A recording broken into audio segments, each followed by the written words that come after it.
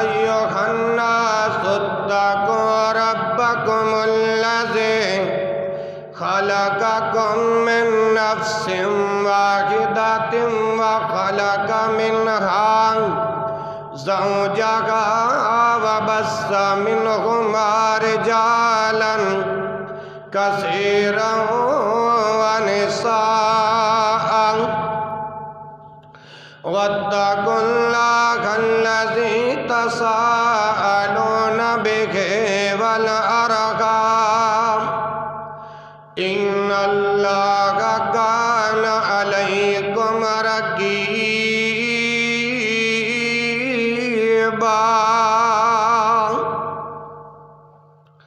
يا أيها الذين آمنوا اتقوا الله وقولوا قولا سديدا يصلح لكم أعمالكم ويغفر لكم ذنوبكم ومن يطع الله ورسوله فقد فاز فوزا عظيما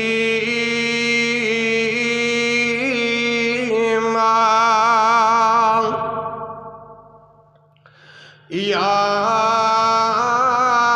أيها الذين آمنوا اتقوا الله حق تقاته ولا تموتن إلا وأنتم مسلمون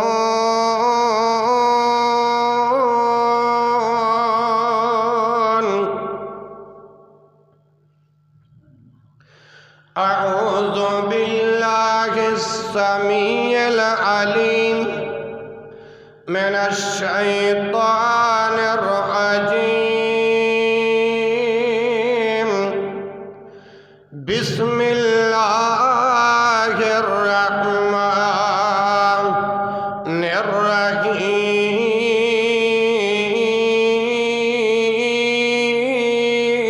الرحيم ومن أظلم ممن منع مساجد الله أن يذكر فيها اسمه ہر قسم کے حمد و ثنا اللہ ذوالجلال والاکرام کی ذات اقدس کے لیے خاص ہے جو اس کائنات کا پالنہار ہے، مشکل کشا ہے، حاجت روا ہے، بگڑی بنانے والا ہے، غوث اعظم ہے، داتا ہے، گنج بخش ہے، رنج بخش ہے۔ درود و سلام امام الانبیاء، خطیب الانبیاء، والی بطحا، سید الکونین و سید الثقلین، امام الحرمین، امام القبلتین، امامنا فی الدنیا و امامنا فی الآخرہ، جناب محمد الرسول اللہ صلی اللہ علیہ وآلہ وسلم کی ذات بابرکات پر درود و سلام کا نذرانِ عقیدت پیش کرنے کے بعد، میرے بھائیوں، میرے دوستوں، میرے بزرگوں، پردہ نشیں اسلامی روحانی ماؤں اور بہنوں، اللہ مالک العلام سے دعا گو ہوں کہ وہ آج 17 مارچ 2023 کا خطبہ جمعۃ المبارک میرے لیے اور آپ کے لیے ذریعہ نجات کا سبب بنا دیں، بخشش کا بہانہ بنا دیں، مغفرت کا خزانہ تیار فرما دیں۔ اللہ پاک میرے اور آپ سب کے گناہوں کو معاف فرما دیں اور خطبہ جمعۃ المبارک میں رب کا قرآن، رسول اللہ صلی اللہ علیہ وسلم کا فرمان سن کر قلوب و اذہان کو ایمان کی روشنی میں اللہ منور اور معطر کرنے کی توفیق عطا فرماتے ہیں۔ میرے بھائیوں، سورہ البقرہ آیت نمبر 114 آپ کے سامنے پڑھنے کا شرف حاصل کیا ہے۔ اس کا ترجمہ پہلے سماعت فرمائیے۔ وَمَنْ أَظْلَمُ، اس سے بڑھ کے ظالم کون ہے؟ وَمَنْ أَظْلَمُ، اس سے بڑھ کے ظالم کون ہے؟ مِمَّن مَنَعَ مَسَاجِدَ اللہ، جو لوگوں کو اللہ کے گھروں میں آنے سے منع کرتا ہے اور روکتا ہے۔ وَمَنْ أَظْلَمُ مِمَّن مَنَعَ مَسَاجِدَ اللہ، جو اللہ کی مساجد میں آنے سے روکتا ہے۔ مسجد میں آنے کا مقصد کیا ہوتا ہے؟ ان یذکر فیہا اسمہ، اللہ کا نام ذکر کرنے سے جو کوئی روکتا ہے اس سے بڑھ کے ظالم کون ہے؟ میرے بھائیوں، اس آیت سے پتہ چلا جو اہل ایمان کو، مسلمانوں کو، اللہ کے بندوں کو، رسول اللہ کا کلمہ پڑھنے والوں کو اللہ کے گھر میں اللہ کی عبادت کے لیے، ریاضت کے لیے، رکوع کے لیے، سجدہ کے لیے، تلاوت کے لیے، اعلاء کلمات اللہ کے لیے اگر روکیں، اللہ نے ظالم کہا ہے۔ اللہ کے قرآن نے ایسے بندے کو کیا کہا ہے؟ بلند آواز سے بولیے، کیا کہا ہے؟ ظالم۔ حضرت معاویہ رضی اللہ تعالی عنہ بیان کرتے ہیں، ایک مرتبہ اصحاب رسول صلی اللہ علیہ وسلم، رسول اللہ کے ساتھی صحابہ اللہ کا ذکر کر رہے تھے۔ اللہ کے پیغمبر آئے، اللہ کے رسول آئے، اللہ کے نبی آئے۔ آپ نے پوچھا اپنے صحابہ سے کہ یہاں کیسے بیٹھے ہو؟ یہاں کیسے بیٹھے ہو؟ تو عرض کیا، اللہ کے رسول، نذکر اللہ، ہم اللہ کا ذکر کر رہے ہیں۔ نذکر اللہ، نذکر اللہ، ہم اللہ کا ذکر کر رہے ہیں۔ وَنَحْمَدُهُ، اور اس کی تعریفیں کر رہے ہیں، اس کی تعریفیں کر رہے ہیں۔ اللہ کا ذکر کیوں کر رہے ہیں؟ اللہ کی تعریفیں کیوں کر رہے ہیں؟ اس لیے عَلَىٰ مَا هَدَانَا لِلْإِسْلَامِ، اس لیے ہمیں اللہ نے اسلام کی ہدایت سے، اسلام کی نعمت سے، اسلام کی دولت سے نوازا ہے۔ عَلَىٰ مَا هَدَانَا لِلْإِسْلَامِ، عَلَىٰ مَا هَدَانَا لِلْإِسْلَامِ، ہمیں اسلام کی ہدایت دی ہے اور اس لیے ہم اللہ کا ذکر کر رہے ہیں۔ دیکھو صحابہ اللہ کا ذکر کر رہے ہیں، اللہ کے نبی آئے، انہوں نے آ کر پوچھا صحابہ یہاں کیسے بیٹھے ہو؟ صحابہ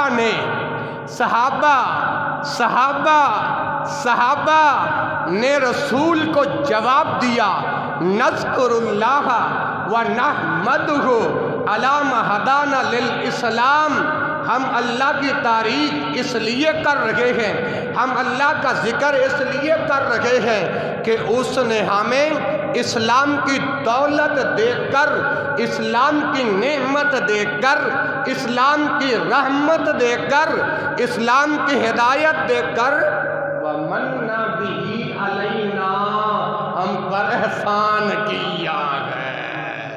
ہم پر کیا کیا ہے؟ احسان۔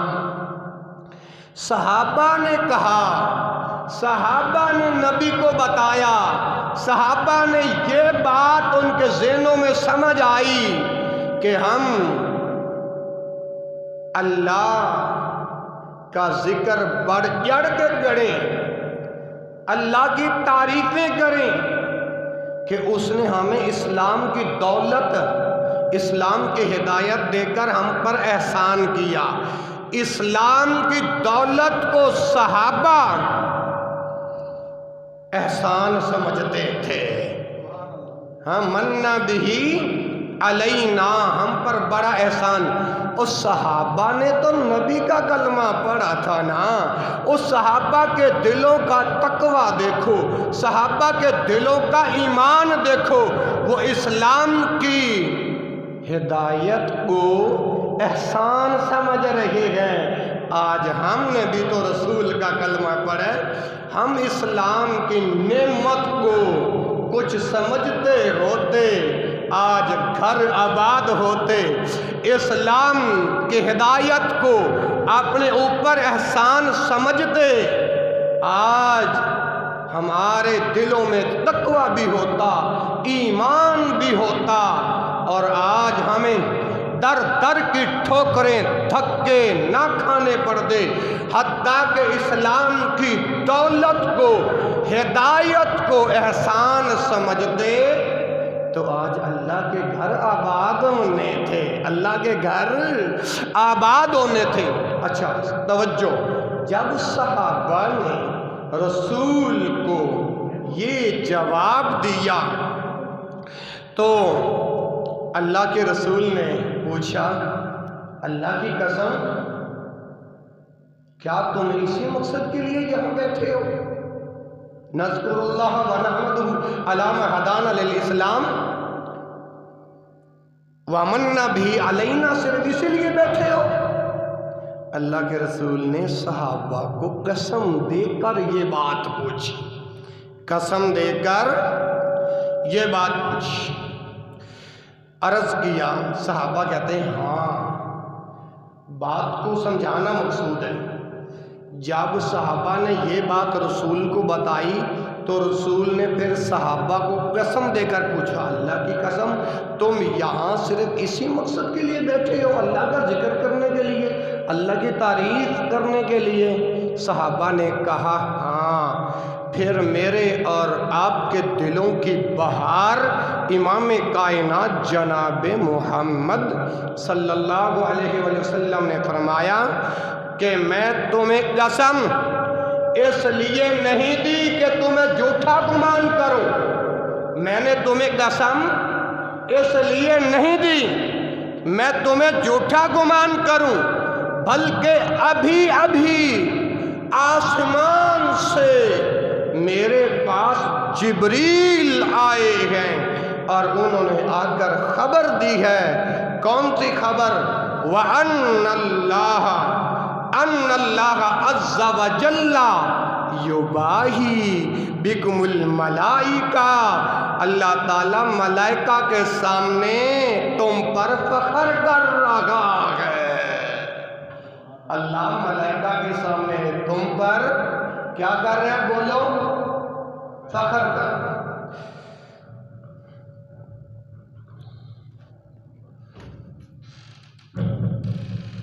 میرے خیال سے آپ اسی وجہ سے نہیں بول رہے تھے یا آپ کو سمجھ نہیں آ رہی تھی، تو اب میں نے وہ اسپیکر کالر مائک ہٹا دیا ہے، اب آپ کو بات سمجھانی ہے۔ اگر بات ہی آپ کو نہ سمجھ میں آئی تو میری محنت کرنے کا کوئی فائدہ نہیں۔ اچھا، یہ جو پوری حدیث میں نے آپ کے سامنے پڑھی ہے نا، اچھا آپ سمجھ آ رہی ہے نا؟ یہ حدیث بھلا کہاں آتی ہے؟ صحیح مسلم کتاب الذکر والدعا باب فضل الاجتماع علی تلاوت القرآن جلد نمبر 2 صفحہ نمبر 349 اور حدیث کا نمبر ہے 2701 2700. یہ پوری حدیث میں نے سنائی ہے. اس حدیث سے مسئلہ کیا ثابت ہوتا ہے کہ جو بندے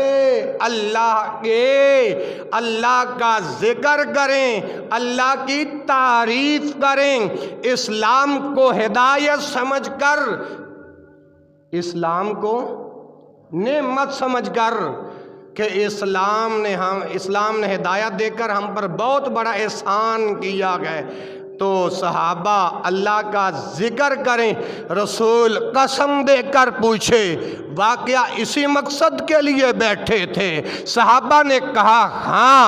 پھر صحابہ کے دلوں میں یہ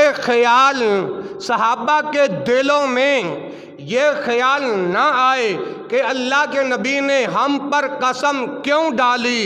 فرمایا تمہیں جھوٹا سمجھنے کے لیے قسم نہیں ڈالی، بلکہ ابھی آسمان سے میرے پاس جبریل آئے ہیں اور جبریل نے آ کر میں محمد کو بتایا ہے وَأَنَّ اللَّهَ عَزَّ وَجَلَّ يُبَاهِي بِكُمُ الْمَلَائِكَةَ.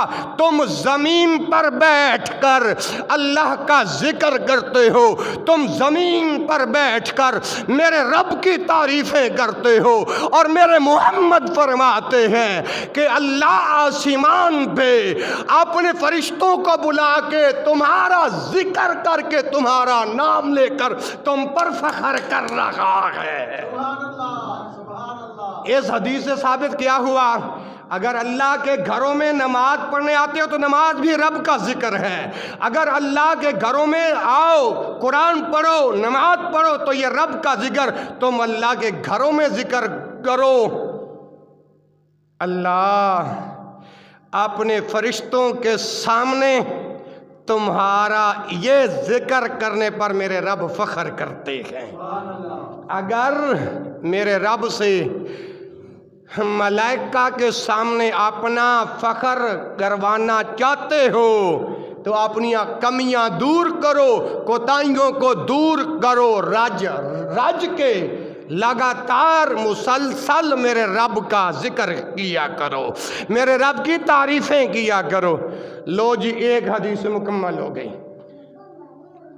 جمعے کے اندر فون بھی بندہ نہیں سن سکتا، گناہ ہے، جمعہ حرام ہو جاتا ہے، فون بند کر دو. اور توجہ میری طرف، یہ ایک حدیث مکمل ہو گئی. اب حدیث نمبر 2، کیونکہ میرے پاس وقت تھوڑا ہے، 1 بج گیا، 1:30 بجے میں نے جماعت کھڑی کرنی ہے.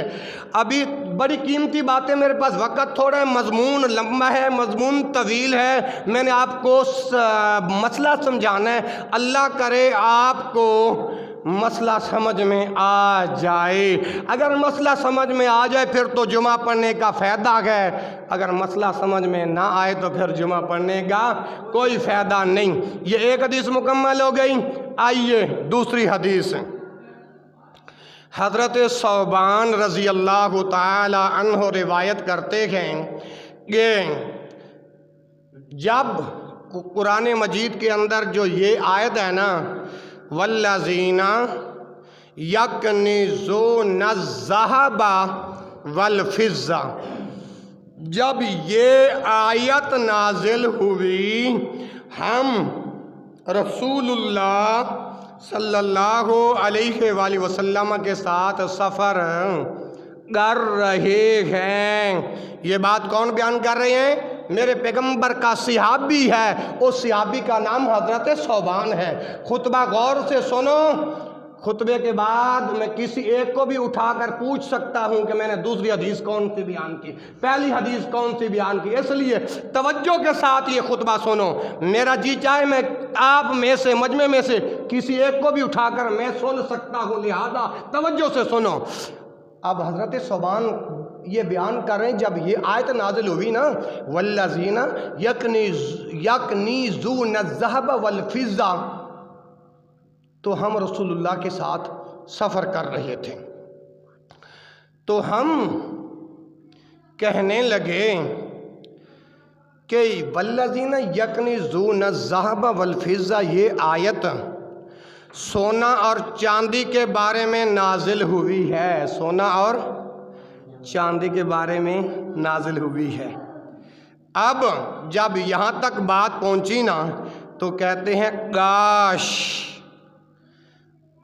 ہمیں معلوم ہوتا کہ کون سا مال ہم بھی جمع کر لیں، کون سا مال ہم بھی جمع کر لیں تاکہ ہم اسے جمع کرتے تو اللہ ہمیں بھی وہ انعام اور اکرام سے مالا مال فرماتا ہے۔ حضرت ثوبان اللہ کے رسول کے ساتھ سفر کر رہے ہیں۔ جب رسول اللہ نے حضرت ثوبان کی جب یہ بات سنی، آپ نے فرمایا ثوبان توجہ، پریشان کیوں ہوتے ہو؟ فرمایا افضلہ لسان ذاکر وقلب شاکر وزوجۃ مؤمنۃ تعین علی ایمانہ۔ فرمایا افضل مال کا ذخیرہ کرنے والی تمہاری زبان ہے۔ رسول حضرت ثوبان کو بتا رہے ہیں، جب حضرت ثوبان کے دل میں یہ آیت نازل ہوئی، کاش ہمیں بھی کوئی پتہ چل جائے، ہم بھی کوئی مال جمع کر لیں۔ رسول نے ثوبان کو بلایا اور کہا افضلہ لسان ذاکر، 3 الفاظ، افضلہ لسان ذاکر، افضل مال کا ذخیرہ کرنے والی تیری زبان ہے۔ کیا ہے؟ تیری زبان۔ فرمایا صحابہ او زبان یہی ایک بات نہیں، اور دوسری بات یہ ہے وَقَلْبُهُ شَاكِرٌ، شکر کرنے والا دل ہو، اور تیسری بات وَزَوْجَةٌ مُؤْمِنَةٌ تُعِینُ عَلَىٰ ایمانہ۔ فرمایا ایسی مومنہ عورت، ایسی ایمان والی عورت جو ایمان بڑھانے میں خامند کے ساتھ معاونت کرے، خامند کی مدد کریں۔ فرمایا ثوبان سن لو، جس نے یہ 3 کام کر لیے اس نے سب سے بہتر مال کا ذخیرہ جمع کر لیا۔ بہتر مال کا ذخیرہ۔ اچھا اب توجہ، یہ 3 باتیں امام کائنات نے حضرت ثوبان کو بتائیں۔ اس احادیث سے میرے لیے اور آپ کے لیے سبق کیا نکلا؟ سبق کیا حاصل ہوا؟ مسئلہ کیا نکلا؟ افضلہ لسان ذاکر وقلب شاکر وزوجۃ مؤمنۃ تعین علی ایمانہ۔ فرمایا اگر افضل مال جمع کرنا چاہتے ہو تو کثرت کے ساتھ اس زبان پر، اس زبان کے ساتھ رب کا ذکر کیا کرو۔ اگر افضل مال جمع کرنا چاہتے ہو تو زبان سے رب کا ذکر۔ رسول نے تو یہ کہا ثوبان رضی اللہ عنہ کو، میں اور آپ کی زبانوں میں صبح سے شام تک گالی گلوچ کے علاوہ، آپ کہو قاری صاحب ہماری زبان سے سارا دن جھوٹ نکلتا ہے، ہم کیسے افضل مال جمع کریں، افضل ذکر، افضل مال کیسے جمع کریں؟ صبح سے لے کر شام تک تو ہم گندی زبان استعمال کرتے ہیں۔ او یارو 260 رابع بھاگو والی کے زندہ دل نوجوانوں، یہ زبان گالی گلوج کے لیے میرے رب نے نہیں دی، اور میرے رب نے اس زبان کے ساتھ اللہ کا ذکر کرنے کا حکم دیا ہے۔ اگر آپ یہ 3 کام کر لو گے، افضل مال کا ذخیرہ کر لو گے۔ پہلا عمل، آج یہ حدیث سن کر اپنی غلطیوں کو دور کرو، یہ حدیث سن کر، یہ پیغمبر کا فرمان سن کر اپنا ایمان تازہ کرو۔ آج تحیہ کر کے اٹھو، ارادہ کر کے اٹھو کہ اے اللہ، ہماری زبانوں سے جو گناہ ہو چکے، آج کے بعد ہم اس زبان سے چلتے وقت، اٹھتے وقت، بیٹھتے وقت، لیٹتے وقت ہم اپنے رب کا ذکر کریں گے۔ الذین یذکرون اللہ قیاما وقعودا وعلی جنوبہم، یہ میرے رب نے اپنے قرآن میں ان لوگوں کا ذکر فرمایا جو لوگ چلتے وقت، اٹھتے وقت، بیٹھتے وقت، سوتے وقت، لیٹتے وقت میرے رب کا ذکر کرتے ہیں۔ اگر زبان کو صحیح استعمال کر لو گے تو یہ افضل مال جمع ہو جائے گا جنت میں، جو دنیا میں بھی کام آئے گا جنت میں بھی کام آئے گا۔ او مر کے قبر میں پہنچو گے تو تب بھی یہ افضل مال کام آئے گا۔ اور دوسری بات، وَقَلْبُهُ شَاكِرٌ، شکر کرنے والا دل، اللہ سے دعا مانگا کرو حاجی عبدالستار صاحب، شکر کرنے والا دل، وَقَلْبٌ شَاكِرٌ، ہر وقت اپنے دل سے میرے رب کی ناشکری نہ کیا کرو۔ اللہ نے جس حال میں بھی رکھا ہے یوں کہا کرو الحمدللہ، اللہ تیرا لاکھ شکر ہے۔ تیسری بات، وَزَوْجَةٌ مُؤْمِنَةٌ تُعِینُ عَلَىٰ ایمانِهِ، فرمایا ایمان والی عورت، بات کی سمجھ آ رہی ہے نا، ایسی ایمان والی تمہاری عورت ہو جو ایمان کے معاملے میں اپنے خاوند کے ساتھ مدد کرے۔ اب اللہ کے رسول کے اس فرمان کو سامنے رکھ کے میں ایک مسئلہ سمجھانا چاہتا ہوں۔ اب ان لفظوں کا کیا مطلب ہے جو اللہ کے رسول نے حضرت ثوبان کو بتایا، وَزَوْجَةٌ مُؤْمِنَةٌ تُعِینُ عَلَىٰ ایمانِهِ، ایسی ایمان والی عورت جو خاوند کا ایمان بڑھانے میں اس کی مدد کرے۔ اس کا یہ مطلب ہے اگر نماز کا وقت ہے، جمعے کا وقت ہے، تو عورت جو اس کی ہے نا، وہ جمعے سے پہلے، نمازوں سے پہلے اس کو کہے دکان ہے بند کر دو، کسی کام کو جا رہے ہو بند کر دو، جاؤ پہلے نماز پڑھ کے آؤ۔ ایسی عورت خاوند کا ایمان بڑھانے میں خاوند کے ساتھ مدد کرتی ہے۔ یہ مطلب ہے وَزَوْجَةٌ مُؤْمِنَةٌ تُعِینُ عَلَىٰ ایمانِهِ، تُعِینُهُ، یہ ہے مدد۔ اگر جمعے کی پہلی اذان آ جائے، اگر ایمان والی بیوی ہے نا، ایمان والی بیوی ہے نا، ایمان والی عورت ہے نا جس کے ساتھ تمہارا نکاح ہوا ہے، وہ کہے بھائی اب جمعے کا بلاوا آ گیا ہے، سارے کام کاج ٹھپ کر دو، بند کر دو، جاؤ پہلے جمعہ پڑھ کے آؤ۔ ایسی عورت خاوند کا ایمان بڑھانے میں، جو خاوند کو کہتی ہے جاؤ پہلے جمعہ پڑھ کے آ، نماز پڑھ کے آ، وہ عورت خاوند کا ایمان بڑھانے میں خاوند کی مدد کرتی ہے۔ یہ جو دوسری حدیث آپ کو سنائی ہے، اس کا حوالہ سنو۔ یہ حدیث ترمذی کتاب التفسیر کے اندر موجود ہے، سورۃ التوبہ، حدیث نمبر 3094، وَسَنَدُهُ صحیح۔ 2 حدیثیں بیان ہو گئیں۔ آج ہمارے معاشرے کا وتیرہ کچھ اس قدر بن چکا ہے، توجہ، آنکھ میں آنکھ ڈالو، وتیرہ یہ بن چکا ہے جب ہم نے اپنی اولادوں کی شادی کرنی ہوتی ہے نا، تو شریعت تو یہ کہتی ہے حسب و نسب دیکھو، دین دیکھو، ایمان دیکھو، حسن دیکھو، یہ 4 نشانیاں شریعت نے بتائی ہیں۔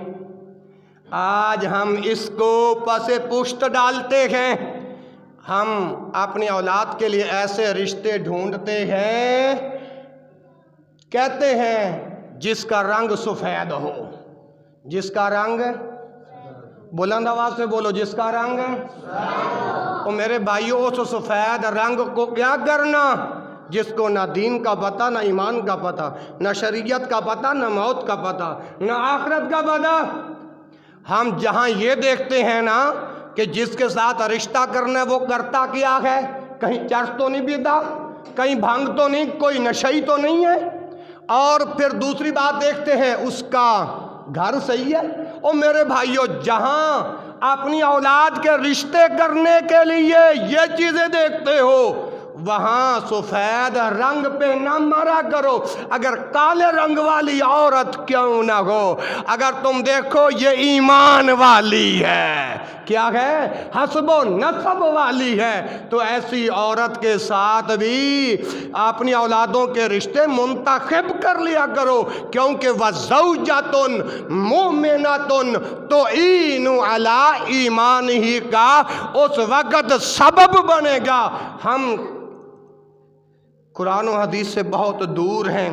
اگر کالے رنگ کی تمہارے نزدیک کوئی اوقات، ہمت نہیں ہے، تو پھر قرآن پاک کے حروف کالے ہیں، پھر کالے حروفوں کو کیوں پڑھتے ہو؟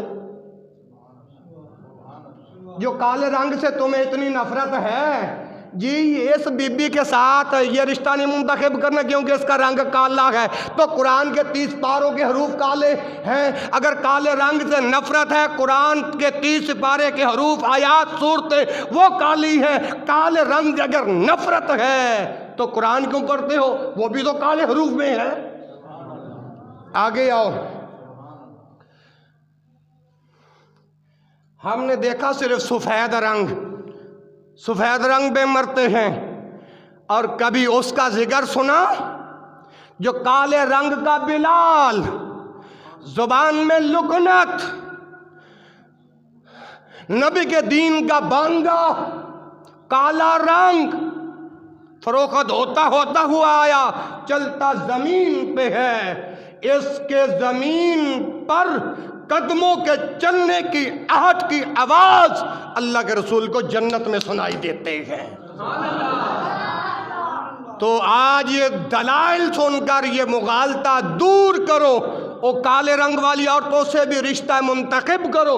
شرط یہ ہے ایمان والی ہو، دین والی ہو، حسب و نسب والی ہو. 2 باتیں مکمل ہو گئیں، 1:15 ہو گئے. اب بات نمبر 3. ابھی تو مجھے یوں ہی معلوم ہو رہا ہے کہ میں نے ابھی خطبے کا آغاز کیا ہے، لیکن تیسری بات، بارک اللہ،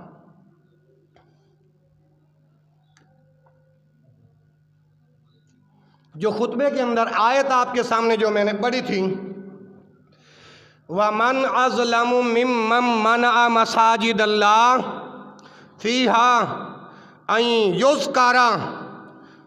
يُذْكَرَ فِيهَا اسْمُهُ.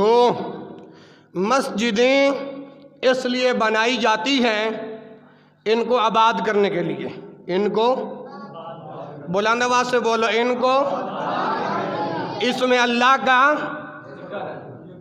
تو نماز بھی تو میرے رب کا ذکر ہے. صرف اس چیز کا نام ذکر نہیں ہے کہ تسبیح ہاتھ میں پکڑ لی، سبحان اللہ، اللہ اکبر، الحمدللہ، اس کا نام ذکر تو ہے، صرف ذکر تک بات یہاں محدود نہیں.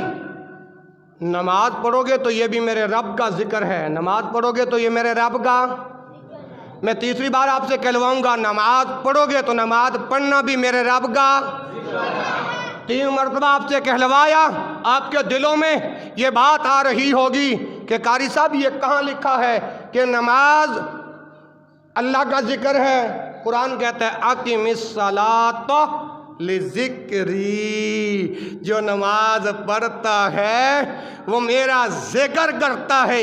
جو نماز پڑھتا ہے میرے ساتھ راز و نیاز کی باتیں کرتا ہے، جو نماز میں میرے ساتھ راز و نیاز کی باتیں کرتا ہے، اس کا نماز میں یہ باتیں کرنا میرے رب کا ذکر ٹھہرا۔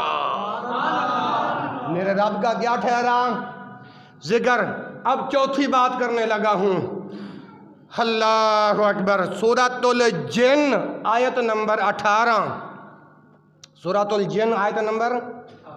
یہ مسجدیں کیوں بنائی جاتی ہیں؟ توجہ، دوسری دلیل رب کے قرآن سے 29واں پارہ ہے۔ یارو آنکھ میں آنکھ ڈالو، دل میں دل ڈالو، توجہ میری طرف رکھو، کیونکہ جمعے کے اندر آپ کسی کو اشارہ بھی نہیں کر سکتے۔ اشارہ کرو گے جمعہ تمہارا ضائع ہو جائے گا، جمعہ تمہارا ختم ہو جائے گا۔ اب دوسری بات، یہ مساجد کیوں بنائی جاتی ہیں؟ اللہ کے قرآن سے پوچھتے ہیں تو پارہ نمبر 29واں نکلتا ہے، سورۃ الجن نکلتی ہے، سورۃ الجن، اور آیت نمبر 18، آیت نمبر 18 سورۃ الجن کے اندر اللہ پاک کیا ارشاد فرماتے ہیں؟ وَأَنَّ الْمَسَاجِدَ لِلَّهِ فَلَا تَدْعُوا مَعَ اللَّهِ أَحَدًا۔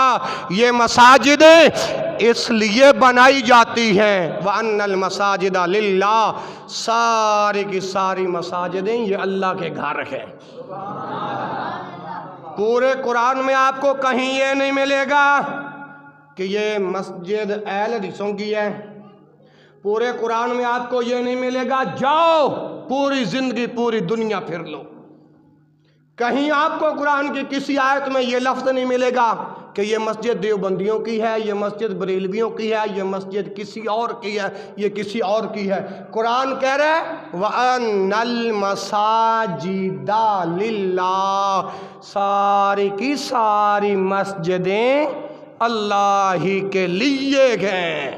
سارے کے سارے مساجد کس کے گھر ہیں؟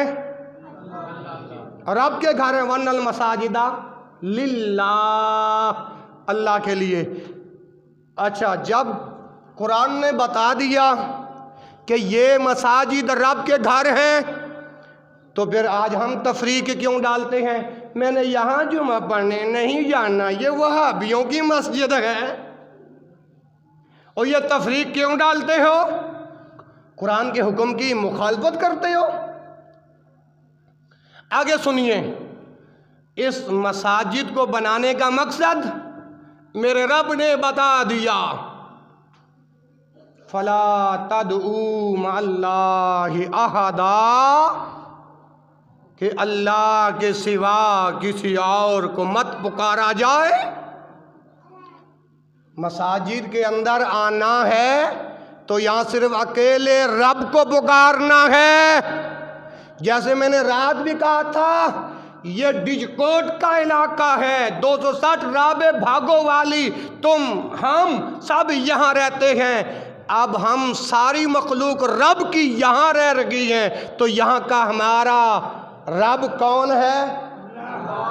اللہ۔ اگر یہاں 260 رابع بھاگوں والی میں اللہ کے گھر میں آئے ہو تو ایک رب کو پکارو، اللہ کے علاوہ اور کسی کو۔ اللہ کا در چھوڑ کے قبروں پر، شجروں پر، حجروں پر، مزاروں پر، درباروں پر دھکے کھاؤ گے تو وہاں در در ہو جائے گی۔ رب کے گھر، رب کا در آؤ گے، ایک رب کو پکارو گے۔ زمین پہ اللہ کے گھروں میں رب کو پکارنا تمہارا کام ہے، تمہارا فرشتوں کے سامنے فخر کرنا یہ میرے رب کا کام ہے۔ 4 باتیں ہو گئیں، 5ویں بات اور غالباً یہ آخری بات، حضرت انس رضی اللہ تعالی عنہ بیان کرتے ہیں، خاموش خاموش، ماؤں بہنوں بیٹیوں خاموش، خاموش ہو کے یہ خطبہ سنو۔ حضرت انس رضی اللہ تعالی عنہ فرماتے ہیں کہ ہم مسجد میں بیٹھے ہوئے تھے، ہم مسجد میں، بولو، اب تو میں نے یہ مائک بھی اتار دیا تاکہ اب آپ کو آواز صاف سمجھ میں آ جائے. ہم مسجد میں یا پہلے باتیں کر لو یا پھر میرا خطبہ سن لو.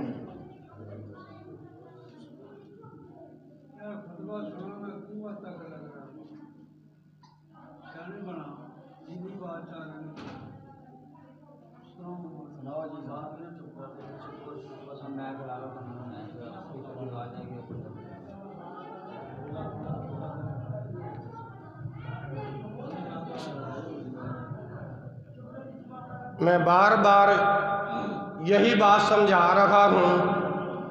او بھائیو، جمعے کے اندر باتیں کرنا اپنا جمعہ خود ضائع کر جاؤ گے، اجر و ثواب سے محروم ہو جاؤ گے.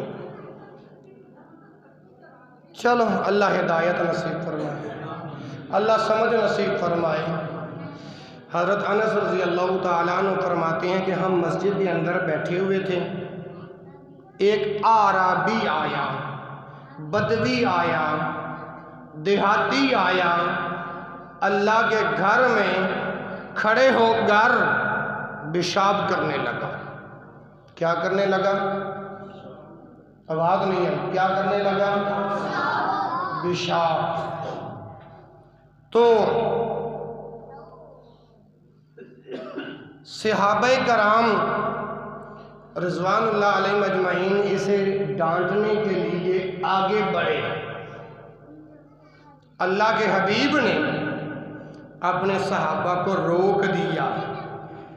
صحابہ کو کہا اس اعرابی کو ابھی کچھ نہیں کہنا، اس اعرابی کو ابھی اس کو قضاء حاجت کرنے دو، قضاء حاجت کرنے دو.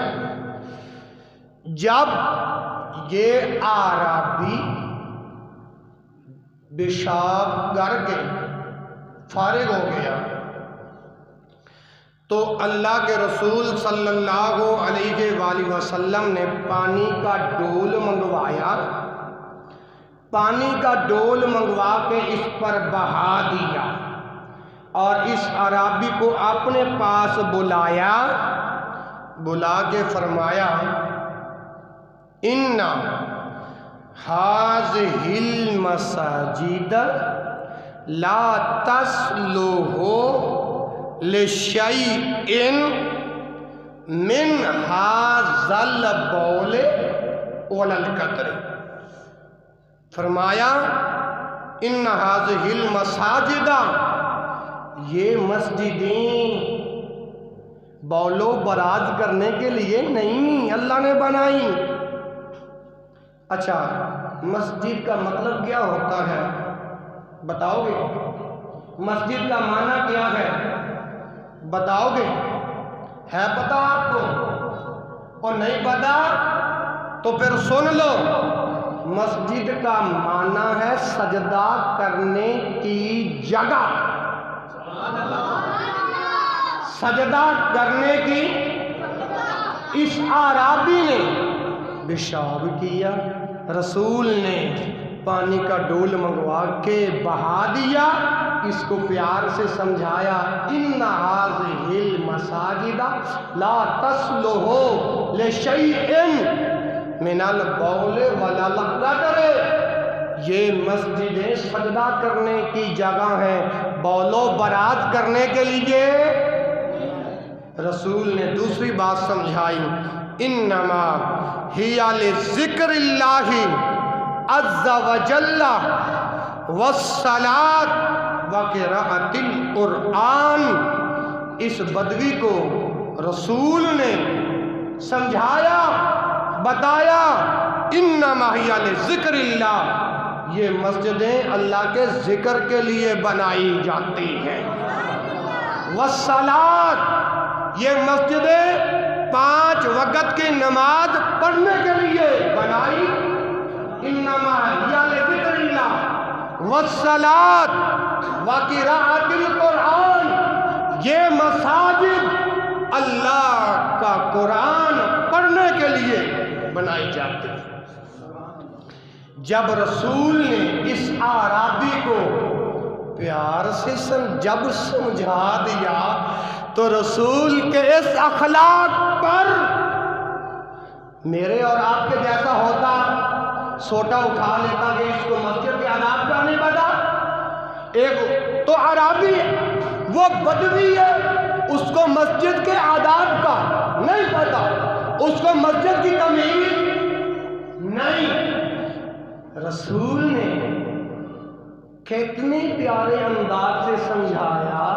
تو رسول کے اس سمجھانے کے بعد یہ عربی کہتا ہے اللہ کے نبی اب میں ایسے واپس نہیں جاؤں گا، اب اپنے ہاتھ پہ میرا ہاتھ ڈال کے مجھے کلمہ پڑھا دو. مجھے کیا پڑھا دو؟ کلمہ. کلمہ. اور میرے بھائیوں یہ مسجدیں اس مقصد کے لیے بنائی جاتی ہیں، یہ مسجدیں اس مقصد کے لیے بنائی جاتی ہیں. وقت پورا ہو گیا تو میں اپنے پہلے خطبے کا آغاز یہیں سے بند کرتا ہوں اور اللہ تعالیٰ سے دعا کرتا ہوں کہ اللہ پاک مجھے اور آپ کو جتنا بیان کیا گیا اللہ سمجھنے کی، عمل کرنے کی توفیق نصیب فرمائے. سبحانک اللہم و بحمدک اشہد ان لا الہ الا انت استغفرک و اتوب الیک وآخر دعوانا الحمد للہ رب العالمین.